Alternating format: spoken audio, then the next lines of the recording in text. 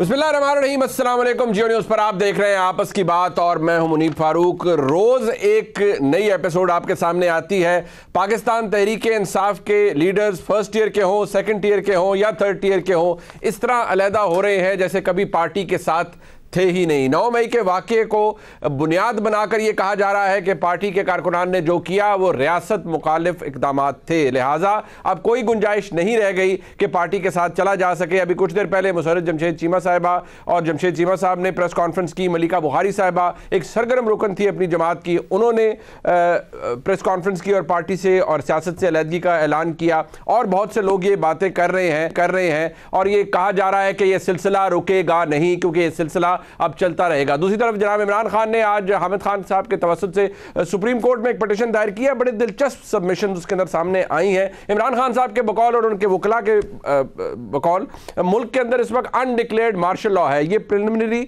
Submissions के अंदर मौजूद है ये बात, और उनका ख्याल ये है कि आर्टिकल 245 के तहत अगर फौज को बुलाया गया है नीड ऑफ सिविल पावर, तो ये भी एक गाब है जो क्रिएट किया गया है और इसके अंदर एक अनडिक्लेयर्ड मार्शल लॉ मौजूद है मुल्क के अंदर। इसको स्ट्राइक डाउन किया जाए और ये जो एग्जीक्यूटिव हुक्म है एग्जीक्यूटिव का, इसको कलअदम करार दिया जाए। साथ ही साथ ये भी कहा गया है, जो कि हैरान कुन बात है, कि जो फौजी तनसीबात हैं उनके हवाले से ख़ास तौर पर नैरो डाउन करके जिना हाउस, जो कि कोर कमांडर हाउस के तौर पर भी जाना जाता है, वो तो सिविलियन इंस्टॉलेशन है, वो तो जिना हाउस है, वो तो मिलिट्री के एसेट है ही नहीं। तो अगर वहाँ पर हमला हुआ है तो वहाँ पर तो जो लोग हमले में मुलव्वस थे उनको आर्मी एक्ट के तहत क्यों प्रोसिक्यूट किया जाए।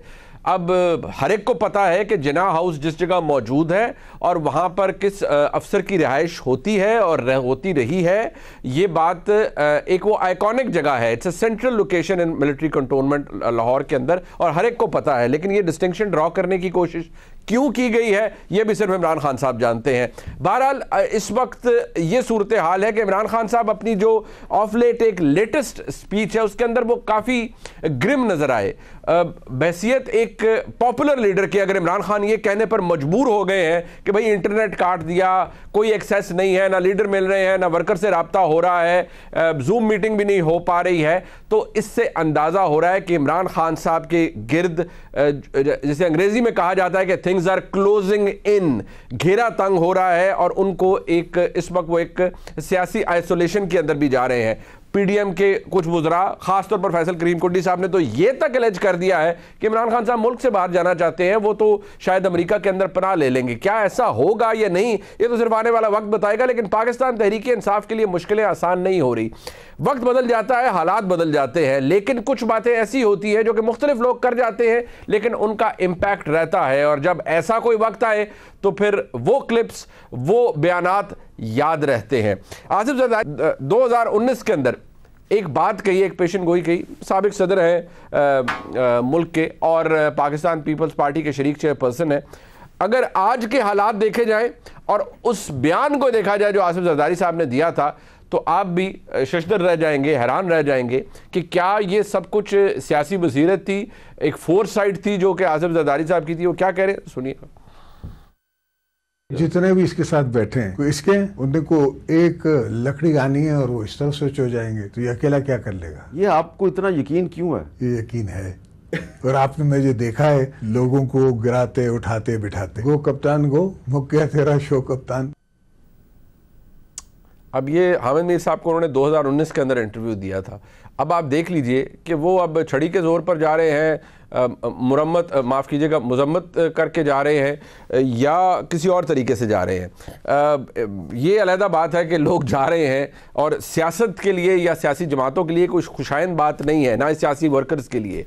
लेकिन इस वक्त हालात ऐसे हैं कि लोग पाकिस्तान तहरीक इंसाफ, जिसके इसकी असल हालत ये थी कि कुछ अरसा पहले तक उसका जो टिकट था, पार्टी टिकट, वो हाईली सॉट आफ्टर था और मकबूलियत के तमाम रिकॉर्ड इमरान खान साहब तोड़ चुके थे। लेकिन इस वक्त हालात ये हैं कि पार्टी से लोग अलहदा हो रहे हैं, कोई ख़ुद को एसोसिएट नहीं करना चाह रहा पाकिस्तान तहरीक इंसाफ के साथ। इमरान खान साहब 2022 के अंदर जब अभी तहरीक अदम आई थी तो उनका यह ख्याल था कि मैं हर कोई मेरे बंदूक की नशिस्त पर है, और वो क्या करने जा रहे थे उसके साथ एक एक बॉल से 3-3 विकेटें उड़ाने का उन्होंने कहा। लेकिन क्या हुआ वो भी वक्त है। लेकिन इमरान खान साहब उस वक्त क्या फरमाते थे सुन लीजिए। शुक्र है कि आपने अदम एतमाद करके एक ही दफा मुझे मौका दिया कि मैं एक गेंद से 3 विकेट इंशाल्लाह गिराऊंगा। पहला मेरा टारगेट होगा जिसके ऊपर बड़ी देर से, जो मेरी बंदूक की नशिश पे बड़ी देर से उसके ऊपर आया हुआ, वो है आसिफ अली जरदारी। सूट चपड़ासी वाला, शोबाज, जूते पॉलिश करने वाला। 3 स्टूजेस, 3 चूहे शिकार करने मेरा आ रहे हैं चूहे। मुझे 3 विकेट नजर आ रही हैं, 3। एक है बड़ी मुल्क की बीमारी जरदारी, एक है चेरी ब्लॉसम शबाज शरीफ, और तीसरी विकेट बड़ी देर से मैं देख रहा हूं इस तीसरी विकेट की तरफ भी, और ये बीच वाली विकेट है। और इंशाल्लाह इन स्विंगिंग यॉर्कर तैयार किया हुआ, देर तक स्विंग करेगा लेकिन बीच वाली विकेट इंशाल्लाह लेके जाएगा। वक्त बदल जाता है, किसी विकेट को तो गिरी नहीं, पाकिस्तान तहरीक इंसाफ की विकेटें गिरी। वाला इमरान खान साहब अपने वक्त था जब उनका अरूज था तो वो भी ये कहते थे आज मुस्लिम लीग नून की ये विकेट टूट गई, आज पीपल्स पार्टी की वो विकेट उड़ गई। इमरान खान साहब ने एक बात जो पिछले साल कही अपने इक़्तिदार जाने से कुछ दिन पहले, वो ये थी कि मेरे लोग, मेरी जमात की ट्रेनिंग बड़ी ज़बरदस्त हुई है। वो क्या फरमा रहे थे, सुनिए। देखिए, तहरीक इंसाफ की तो मैंने ऐसी ट्रेनिंग करवाई हुई है, 25 साल में उन्होंने ऐसे ऐसे मुश्किल वक्त देखे हैं कि तो वो तो बैटल हार्डन्ड हो चुके हैं। बैटल हार्डन्ड हो चुके हैं, वर्कर तो शायद हो चुका है लेकिन लीडर्स नहीं। हाँ, उम्मीद की किरण पाकिस्तान तहरीक इंसाफ के लिए, जो क्रिमिनल रॉन्ग डूइंग है किसी की, अगर कोई किसी सरकारी तनसीबात के ऊपर या फौजी तनसीबात के ऊपर हमले के अंदर मुलव्वस है, उसकी सज़ा तो उसे कानून के मुताबिक मिलनी चाहिए। लेकिन सियासी तौर पर मैं कहता हूँ कि कुछ लोग इमरान खान के साथ अब भी खड़े हैं और उनका नाम ज़रूर लेना चाहिए और मेंशन करना चाहिए। मैं दोबारा कहूँगा कि अगर उन्होंने कोई जुर्म किया है तो कानून के मुताबिक उनको सज़ा मिले, लेकिन वो अपनी जमात के साथ, अपने लीडर के साथ आज भी खड़े हैं, वो कौन लोग हैं ज़रा देखिए। बहुत मुश्किलात हैं, मसाइब हैं, लेकिन इस सब के बावजूद, जैसे मैंने पहले कहा कि पार्टी को इमरान खान होने का तसव्वुर भी नहीं किया जा सकता। खड़े हुए इमरान खान के साथ, बिल्कुल मैं वर्कर हूँ पार्टी का, पार्टी के साथ खड़ा हूँ। पीटीआई छोड़ते जा रहे हैं, फाचौती ने भी छोड़ दिया, आपके क्या ख्याल है? मैं नहीं छोड़ रही, पीटीआई के साथ है, मैं पीटीआई के साथ रहूंगी और पीटीआई नहीं छोड़। ये लोग मौजूद हैं अपने लीडर के साथ और आज भी कह रहे हैं कि हम नजरियाती लोग हैं और पार्टी नहीं छोड़ेंगे। अपने मेहमानों का तारुफ करवाते हैं। हमारे साथ सेनेटर कामरान मुर्तज़ा साहब मौजूद हैं, सीनियर कानूनदान हैं, रहनुमा JUI के, और कानून पर अपनी मजबूत गिरफ्त रखते हैं। एक बड़ा प्रिंसिपल स्टांस होता है कामरान मुर्तज़ा साहब का। प्रोग्राम में ज्वाइन कर रहे हैं, बहुत शुक्रिया कामरान मुर्तज़ा साहब आपका। मियां जावेद लतीफ़ साहब वफाकी वज़ीर हैं, एक बैटल हार्डन्ड सियासी वर्कर भी हैं और बड़ा कुछ इन्होंने भी सहा है और पार्टी के अंदर, अपोजिशन के अंदर रहकर बड़ा कुछ बर्दाश्त भी किया है। तो ये रिलेट कर सकते हैं कि इस वक्त जो हो रहा है और कौन पार्टी के साथ एक्चुअली खड़ा है, तहरीक इंसाफ के साथ कौन जा रहा है। शोएब शाहीन साहब वकील हैं, पाकिस्तान तहरीक इंसाफ के सीनियर कानूनदान हैं, हमें बहुत सी मामलात के ऊपर रहनुमाई भी देते हैं। आपको भी बहुत शुक्रिया। हमने जो एक आपके सामने मंजर रखा है, मैं चाहूँगा अपने तमाम मेहमानों के सामने ये बात रखी जाए। एक मुख्तसर सा ब्रेक लेते हैं, वापस आते हैं ताकि एक अनइंटरप्टेड हमने लाई जाए और एक डिबेट हो कि इस वक्त हो क्या रहा है और जो हो रहा है वो कितना इंडिपेंडेंट है, कितना इम्पार्शियल। एक ब्रेक के बाद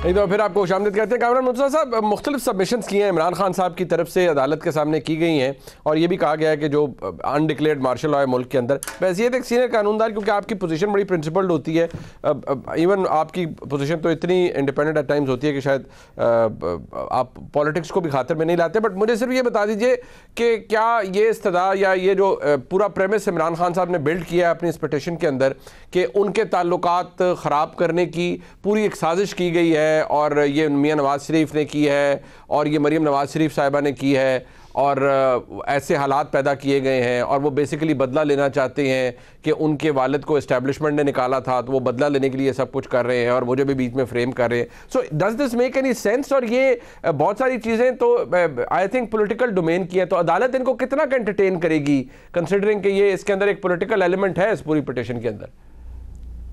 देखिए, ये माइंडसेट की बात है। इमरान खान साहब का जो माइंडसेट है वो किसी की गोद में आए थे और वो उसी पे कि जी मेरे ताल्लुकात फ़लाँ ख़राब कर रहा है और फ़लाँ की वजह से हो रहा है, और वापस वो उनका जिस तरह से एक छोटे बच्चे को कोई माँ या बाप जो है या कोई और अजीज़ रिश्तेदार दोस्त जो है वो गोद से उतार दे तो उसके बाद वो रोने लग जाता है और चीखने चलाने लग जाता है कि मुझे वापस गोद में उठाओ। तो सेम ये जो है ना इस वक्त पोजीशन जो है इमरान खान साहब की यही है कि दोबारा मुझे गोद में लिया जाए।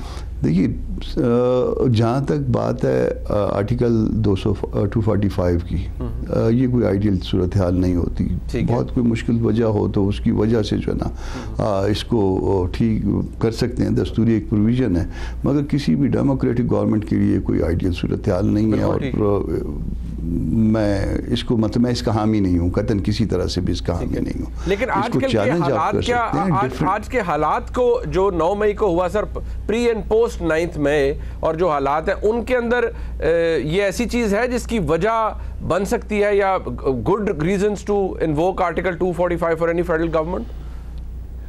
देखिए, जो कुछ 9 और 10 मई को हुआ था, ये इससे ज़्यादा जो है ना ज़िल्लत तमेज़ हरकत नहीं हो सकती अपने मुल्क के लिए। जो कुछ किया था और जो कुछ बदबख्ती थी इनके पार्ट पे, और उसमें जाके अपने आप को इन्होंने ख़राब किया, मगर स्टिल इसके बावजूद ये कोई रीज़न नहीं है इसके लिए 245 की को इन्वोक करने की। और रियासतें इतनी कमज़ोर नहीं हुआ करती, या पाकिस्तान की रियासत खुदा न खास्ता इतनी कमज़ोर नहीं है, या उसका सिविल स्ट्रक्चर दो के जो है ना वो हम काम नहीं करते सिविल साइड पे, मगर इसके बावजूद आपका सियासी ढांचा और इंतज़ामी ढांचा इतना कमज़ोर नहीं है कि आपको 245 लगानी पड़े। तो ना मैं 245 का हामी हूँ, ना मैं मिलिट्री कोर्ट्स का हामी हूँ।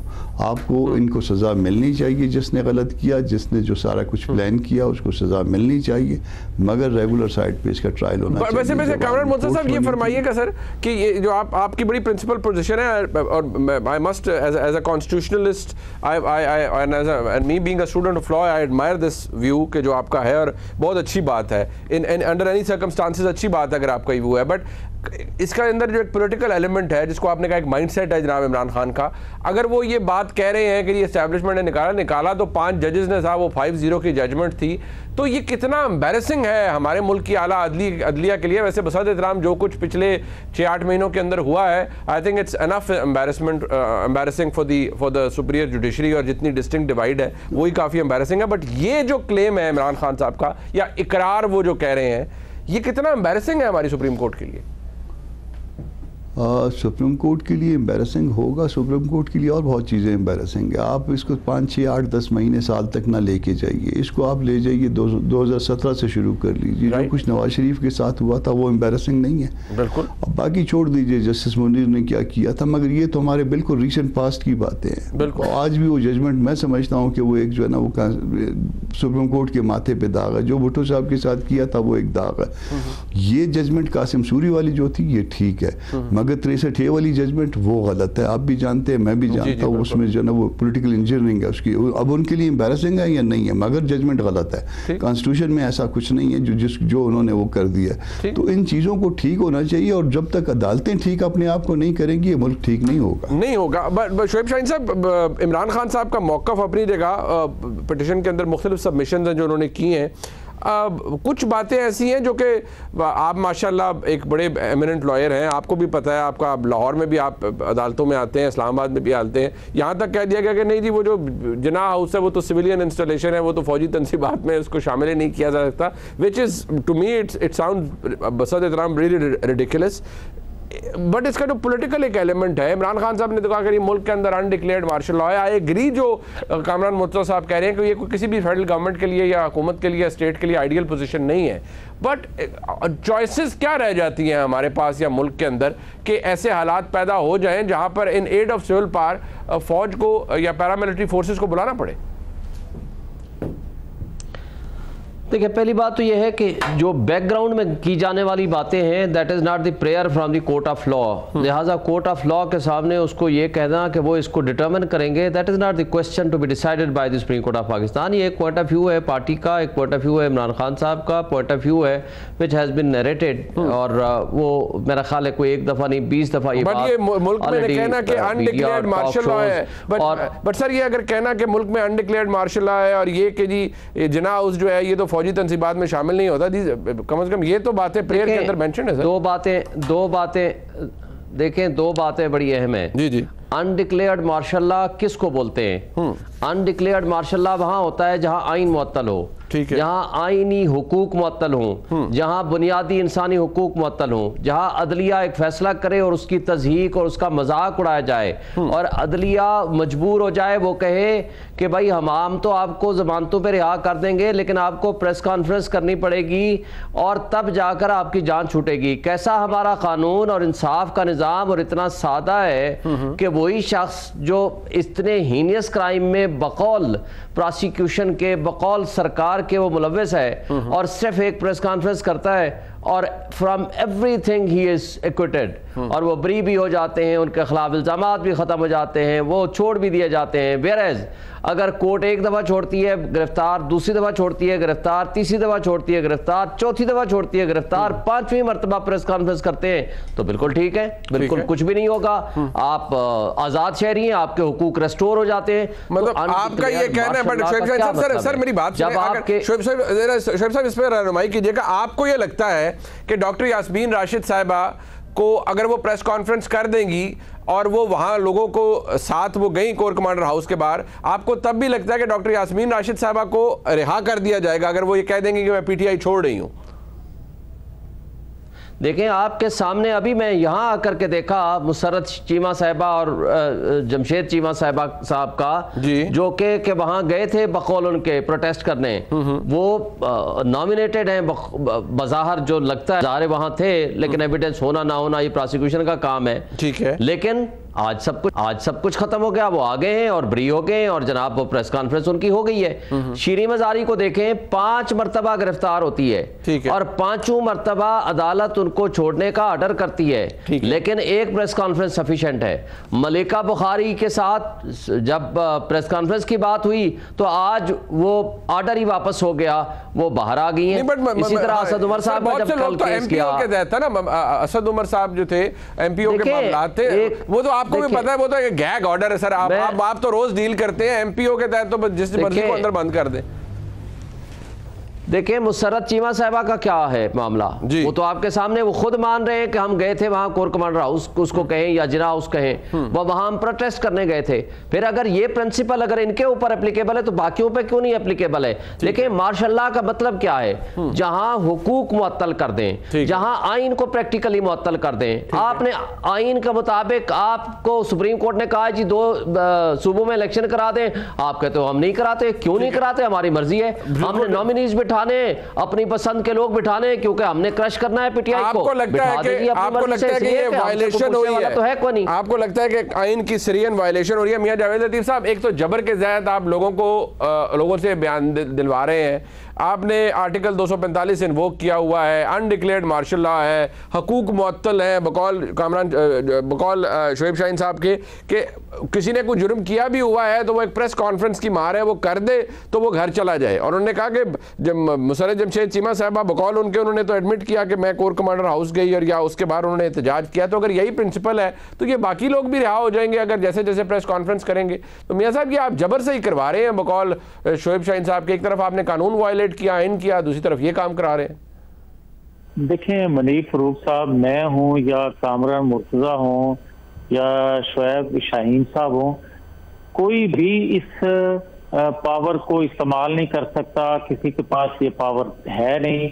मैं ये जरूर कहूंगा बतौर एक सियासी कारकुन के कि आपने कहा एक सियासी जमात के साथ ऐसा हो रहा है, नहीं, गलत है। बात यह है कि 70 सालों में जो कुछ अदारों में बैठे लोगों ने किया बोया, वो 9-10 मई को आपको अमलन नजर आ गया कि 2014 में वो चीजें एक शेप से नजर आई थी और 9 उसका नतीजा सामने आ गया। ये तो है सियासी जमात जो एक बनाई गई और उसने जो गुल खिलाए वो सामने है। जहां तक तल्लक है कि आइन मुअत्तल है, मेरे भाई कहते हैं आइन मुअत्तल है, तो आइन तो 2017 से मुअत्तल है। 2017 से आज तक जो मेरे इंतहाई काबिल एहतराम मुअज़्ज़ज़ जस्टिस साहबान आज भी फैसले दे रहे हैं क्या उनके इल्म में ये बात नहीं है? जब मुनीब फारूक साहब, शुएब शाहीन साहब या कामरान मुर्तजा साहब बात कर रहे हैं कि 2017 के फैसले जो थे वो दबाव में किए गए, ख्वाहिश पे किए गए, जरूरत के तहत किए गए, तो आज जो काजी बैठे हैं वो क्या, तो इमरान खान साहब ने खुद कह दिया ना। हाँ, तो उसके बाद भी मुनीब साहब कोई गुंजाइश रह जाती है कि मैं ये कहूं कि आइन मुअत्तल है या नहीं? और जहां तक तल्लक है ये कहने का कि मार्शल लॉ मुल्क के अंदर नाफिज है गैर एलानिया, तो मैं इसका भी इकरार कर लेता हूं। मुझे ये बताएं कि इमरान खान साहब 2018 में आरटीएस बंद करने के होने के नतीजे में जब हुकूमत में आए थे तो उसके बाद एक पेज था, और इमरान खान साहब उतरने के बाद, हुकूमत से उतरने के बाद खुद इकरार करते हैं कि मेरा कोई बिल पास होना होता था, बंदे पूरे करने होते थे, तो वो इंटेलिजेंस अदारे करते थे, फौज करती थी, दीगर अदारे मिलके करते थे। मुझे ब्रेक का कहा जा रहा है, लेकिन जो आपका आर्गुमेंट मैं समझ पाया हूं। आपने कहा कि अगर ऐसा है तो आप इकरार करते हैं, लेकिन ये बहुत पहले से है, और इमरान खान साहब के दौर में अगर बात अनडिक्लेयर्ड मार्शल लॉ की हो रही है तो फिर आपके मुताबिक वो तो पहले से भी था। मैं एक मुझे ब्रेक का कहा जा रहा है सर, वापस आ रहा हूँ, वापस आसी आऊंगा मियां साहब, एक ब्रेक लेते हैं जी, वापस आते हैं। इस वक्त पाकिस्तान तहरीक इंसाफ शदीद दबाव का भी शिकार है, लोग भी टूट रहे हैं, लेकिन शुएब शाहीन साहब का ये कहना है कि ये मावरा आइन है जो सब कुछ हो रहा है, और अगर जिन पे संगीन इल्जामात भी हैं अगर उनको प्रेस कॉन्फ्रेंसेस करके जाने दिया जाए तो ये भी कोई अच्छी बात नहीं है, और ये एक बुरी मिसाल कायम हो रही है। एक ब्रेक के बाद से बात करेंगे, मैं साथ रहिए।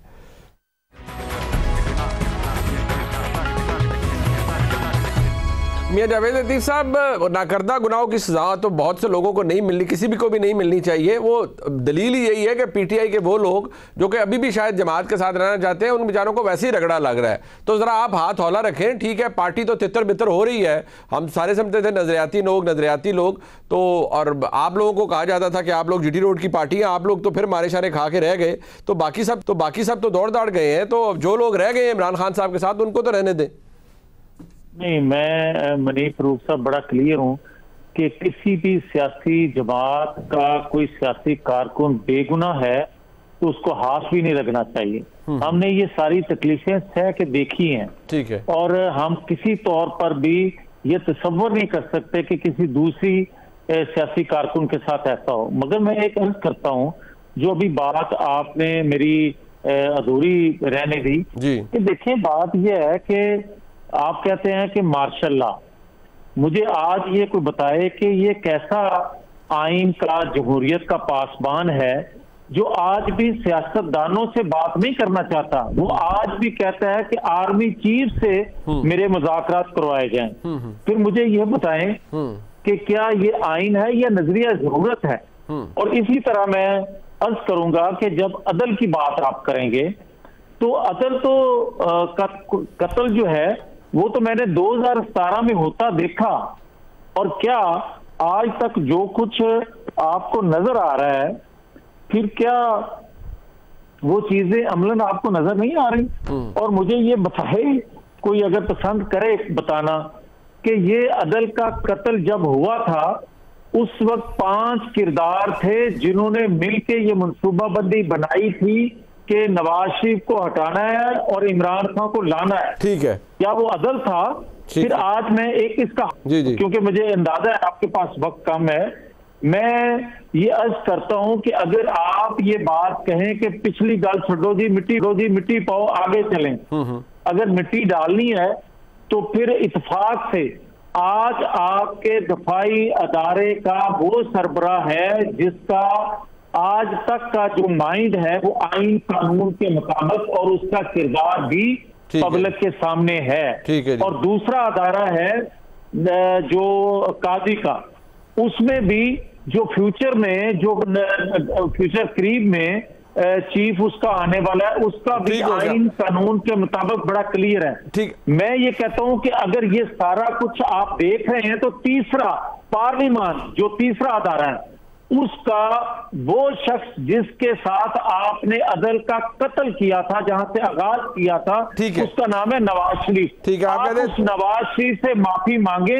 बिल्कुल ठीक है, उसको लेकर आए। ये तीनों चीफ जो हैं, वो बात जो ये है, पार्लियामेंट का चीफ बात ये है मियां साहब, जो अदल का चीफ मियां है, नवाज शरीफ साहब उन्हें इमरान खान साहब को कह रहे हैं वो दहशत गर्द है, तो मियां नवाज शरीफ साहब उनका केस बेशक मियां नवाज शरीफ साहब के साथ ज्यादती हुई होगी, लेकिन वो इमरान खान साहब को दहशत गर्द भी कह रहे हैं, तो वो इमरान खान साहब या किसी के लिए वो मुनसिफ कैसे हो सकते हैं? नहीं बट मियां साहब मुझे आगे चलने दे रहा सर प्लीज। क्या वो दहशत गर्द नहीं है? अच्छा देखिए मेरी बात सुनिए, मैं नहीं कह सकता जब तक उनको सजा नहीं मिलेगी, जब तक उनको सजा नहीं मिलेगी मैं फैसलों के ऊपर एतराज जरूर करूंगा। मैं कहता हूं बैसियत कानून के तालिब इल्म के पैनामा का फैसला निहायत भोला और घटिया था। सर बात तो सुनिएगा मियां साहब, वक्त नहीं है ना, मैंने बाकी लोगों को मेहरबानी कर दे वक्त। लेकिन यार फयाज चौहान क्या कह रहा है कि इमरान खान सूबाबंदी बनाता था, ठीक है मैं कह रहा हूँ चले ठीक है ना, वो सजा मिल जाएगी सर, सजा बिल्कुल मिल जाएगी, आप दुरुस्त कह रहे हैं। मैं जरा इसके ऊपर आ जाऊँ कामरान मुर्तज़ा साहब, ये हुकूमत ने जुडिशल कमीशन बना दिया, एजाज हसन साहब कहते हैं ये गैर आईनी है, इस तरह तो बन नहीं सकता, ये ऑडियो लीक्स वाले मामले पे उसके खिलाफ भी पिटिशन आ गई, वो भी चैलेंज हो गया, उस पर बेंच भी बन गया। अब मुझे एक बात फरमाइए सर कि यहाँ तो उस बेंच की तश्कील आपके सामने है, अब यहाँ जो प्रिंसिपल ऑफ या रूल ऑफ नेचुरल जस्टिस है, आपको वो वायलेट होता हुआ नहीं नजर आ रहा कि जिन मामलात के हवाले से जुडिशल कमीशन ने प्रोसीडिंग करनी है वही लोग बैठकर, वही मौजूद जज साहबान बैठकर एडजुडी ये ठीक बना है नहीं ठीक बना, हुकूमत ये बना सकती है नहीं बना सकती, अभी तो कोई मामला चला ही नहीं, अभी तो सिर्फ शायद नोटिस जारी हुए थे, तो ये कितना बुरा ऑप्टिक है इस वक्त हमारी सुप्रीम कोर्ट के लिए, ये आपको लगता है ये ठीक? जी उसमें दो तीन चीज़ें जो ना बड़ी अजीब सी हैं। एक तो पहली पिटीशन जो है इमरान खान साहब वालों की आई है, वो अभी तक शायद उसको नंबर नहीं लगा था, ठीक है, तो दूसरी पिटीशन जुबैरी साहब ने फाइल कर दी, तीसरी जो है सेक्रेटरी साहब ने फाइल कर दी, ठीक है।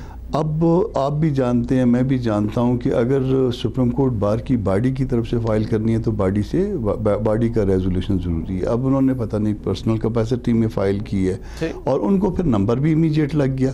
अब ये मुझे भी पता है, मैं चूँकि सुप्रीम कोर्ट में पेश होने वाला वकील हूँ, आप भी जानते हैं, तो ये अब लगता है कि बज़ाहिर जो है ये सारा कुछ ये पिटीशन जो फाइल हुई हैं दो बाद में सब्सिक्वेंटली ये मैनेज हुई हैं। मैं उन दोनों से मुझे बहुत एहतराम है, जुबैरी साहब का मेरे दोस्त हैं, मैंने कल भी उनको फ़ोन किया, मगर मैं एक चीज़ जो मेरे अंदर है, मेरी फीलिंग है, मैं ये कह रहा हूँ कि दो लास्ट जो पिटीशंस हैं सेक्रेटरी साहब वाली और ये वाली ये मैनेज हुई हैं। अब एक तरफ मैनेज हो गए, फिर उसके बाद फिर जो बेंच बना दिया, देखिए बेंच में कुछ जो बेंच बने उसकी लॉजिक समझ में आनी चाहिए, एक कानून के तालिब इल्म को तो कम से कम समझ में आनी चाहिए। 1 से 5 कर लें, 1 से 3 कर लें, 1 से 7 कर लें, जो भी आए वो बात समझ में आनी चाहिए। जिसका कोई पर्सनल इंटरेस्ट हो या जिससे मुतल्लिक कोई मामला जो है ना मेरे किसी अजीज़ से मुतल्लिक हो, वो अपने आप को अलहदा कर ले।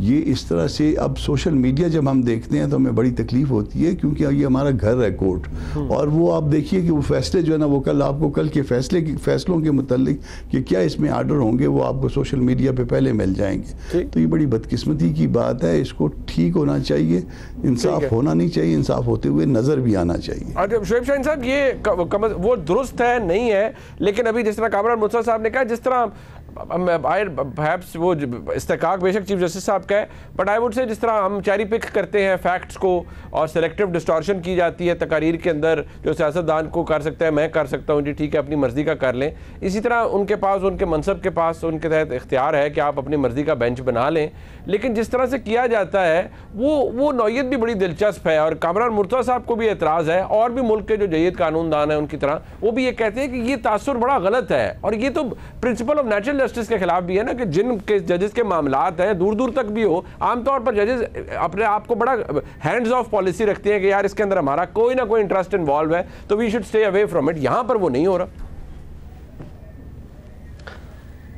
देखिए मुनीब साहब, पहली बात तो आपको बताऊं कि ये मैं जुबैरी साहब का वकील हूं, इसलिए मेरे लिए मुनासिब नहीं होगा कि मैं ज़्यादा इसके मेरिट और इस इशू पे गुफ्तगू करूं, लेकिन एक बात आपको बता दूं जी, 5 हमारी हाई कोर्ट्स हैं, उनके चीफ जस्टिस साहबान के पास अख्तियार होता है, उनकी डिस्क्रिशन है to constitute a bench, right, और सुप्रीम कोर्ट के चीफ जस्टिस के पास अख्तियार होता है टू कॉन्स्टिट्यूट ए बेंच। अब दूसरा सवाल कि जो इसमें most important question of law जो हमने रेज किया है वो मुख्तलिफ है, ठीक है, वो ये है कि सुप्रीम कोर्ट के फैसलों की रोशनी में, जो कल हम आर्गू करेंगे, अरशद मलिक वाला केस आप उठा लें, बेनज़ीर भुट्टो वाला केस है और उसके अलावा भी है, कि ये जो टेपिंग है ये किस तरह मुमकिन है और कौन इस जुर्म में शरीक है और कौन इसको एक्सेप्ट कर रहा है कि हमने इसको टेप किया है, और वो जो टेपिंग और उसको फिर पब्लिश करना ये इस TOR का हिस्सा ही नहीं है। और दूसरी बात, चीफ जस्टिस ऑफ पाकिस्तान की कंसेंट के बगैर कमीशन का बनाया जाना, उसकी क्या लीगलिटी और क्या इंडिपेंडेंस ऑफ जुडिशरी का कंसेप्ट है। फिर सुप्रीम जुडिशल काउंसिल की जो अख्तियारात हैं आर्टिकल 209 के तहत, क्या वो commission of inquiry under the law of 2017 वो बनाया जा सकता है। और सबसे बढ़कर ये है जो मोस्ट इंपॉर्टेंट ये है जो इस केस में, क्या एग्जेक्टिव ऑर्डर सुप्रीम कोर्ट के फैसलों के बरअक्स कोई पास हो सकता है, क्योंकि जुडिशल इंक्वायरी है ये एग्जेक्टिव ऑर्डर के जरिए है और ये इनकी पावर्स भी एक काइंड ऑफ ऑर्डर। बिल्कुल ठीक है, बट ये दुरुस्त बात है कि कोई एग्जेक्टिव ऑर्डर है तो वो सब्जेक्ट टू जुडिशल रिव्यू, लेकिन यहाँ नेशनल जस्टिस का मामला भी उठेगा, लोग सवाल उठाएंगे। ठीक है, टैपिंग गलत है, लेकिन ये भी कहा जाता है काजी फाइज़ साहब वाला मामला आया था और वहाँ किसी ने जब टैपिंग का जिक्र किया तो किसी ने घास नहीं डाली थी उस वक्त। आज शायद अपना मामला है और अपने स्टेक्स इन्वॉल्व हैं तो जज साहबान बड़ा जेलसली गार्ड करते हैं अपनी टर्फ को, लेकिन अपने जब एक ब्रदर जज की बारी आई थी तो उस वक्त मौक़िफ़ बड़ा मुख्तलिफ था। प्रोग्राम आपने देखा जी, देखने का बहुत शुक्रिया। खुदा हाफिज़।